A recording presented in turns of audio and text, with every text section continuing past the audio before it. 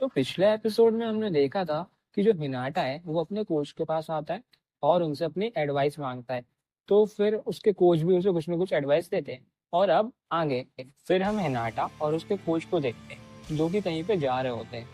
फिर हमें एक बूढ़े अंकल का सीन दिखाया जाता है जो कि बच्चों को ना वॉलीबॉल खेलना सिखा रहे होते हैं। फिर वो बूढ़े अंकल हमारे हिनाटा की तरफ देखते हैं।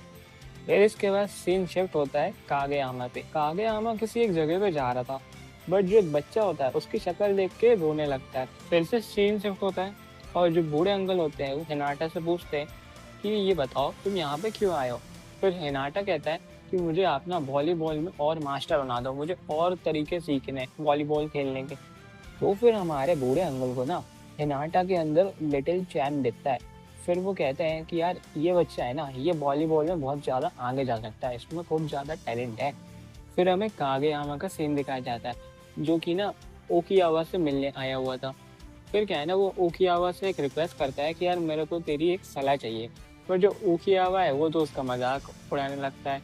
फिर अपना कागेयामा उसके सामने झुक भी जाता है। वो कहता है अरे यार सुन तो ले मेरी बात को। और जो ओकियावा होता है अपने भतीजे से कहता है चल भाई एक सेल्फी खींच देना।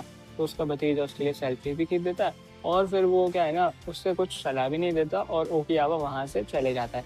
बट जब वो फोटो देखता है तो उसके भतीजे ने उसके फेस को ही ब्लर कर दिया होता है। फिर हमें हिनाटा का सीन दिखाया जाता है जो कि वो बूढ़े अंकल के साथ हमें प्रैक्टिस कर रहा होता है।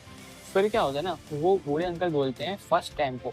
और फिर जब वो एक बच्चा बॉल मारता है तो वो हिनाटा के डायरेक्ट मुंह में जाके लगती है। फिर अंकल बोलते हैं सेकंड टेम्पो। फिर जो बॉल है ना वो तो नेट पे टच हो जाती है। फिर अंकल बोलते हैं थर्ड टेम्पो। फिर उसके बाद क्या होता है ना, वो बॉल तो मिस ही हो जाती है। मतलब अपना हिनाटा उस बॉल को क्या है ना देख ही नहीं पाता या फिर उस पर रिएक्ट नहीं कर पाता। फिर हिनाटा कहते हैं अरे यार मैं मतलब ये हो क्या रहा है, मेरे को समझ में नहीं आ रहा।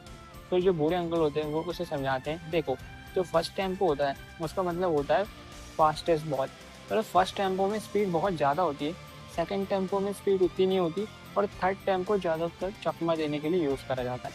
तो फिर वो क्या है ना उसे ऐसे टेम्पो के मतलब सिखाते हैं।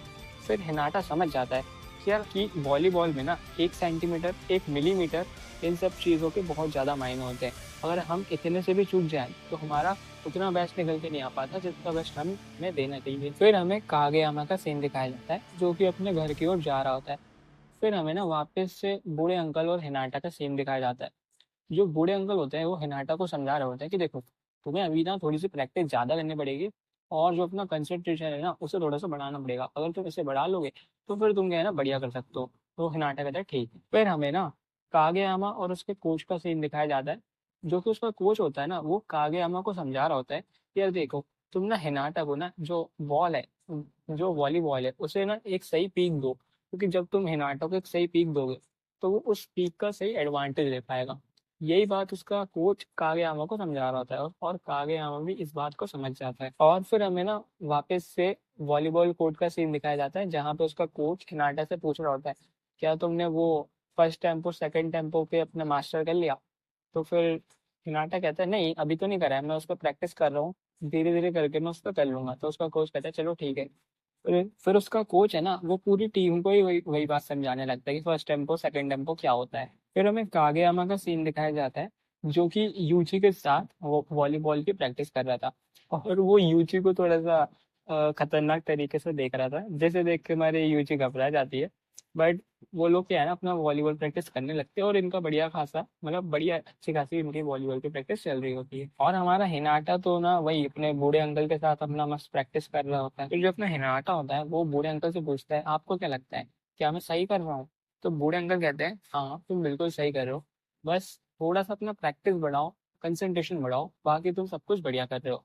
तो वो भी कहता है चलो सही बात है। फिर हिनाटा ना उस बूढ़े अंकल को बताता है कि ना नोकियावा के कोच ने ना हमें एक मैच के लिए उनके यहाँ पे बुलाया है। तो वो बूढ़ा अंकल कहता है ये तो अच्छी बात है, तुम्हें जाना चाहिए। तो वो कहता है ठीक है मैं तो जाऊंगा। फिर हमें ना कोर्ट रूम पे दिखाया जाता है कि जो वहां पे ना उनका जो एडवाइजर होता है वो उन सबको बुलाता है। तो फिर वो सब जब जाते हैं तो उनका एडवाइजर बताता है कि अब तो तुम्हारे स्कूल के वेकेशन स्टार्ट हो चुके हैं और अब तुम ना मस्त प्रैक्टिस कर सकते हो, तुम्हें कोई भी दिक्कत नहीं आने वाली है। तो वो सब भी क्या है ना अपना मस्त खुश हो जाते हैं।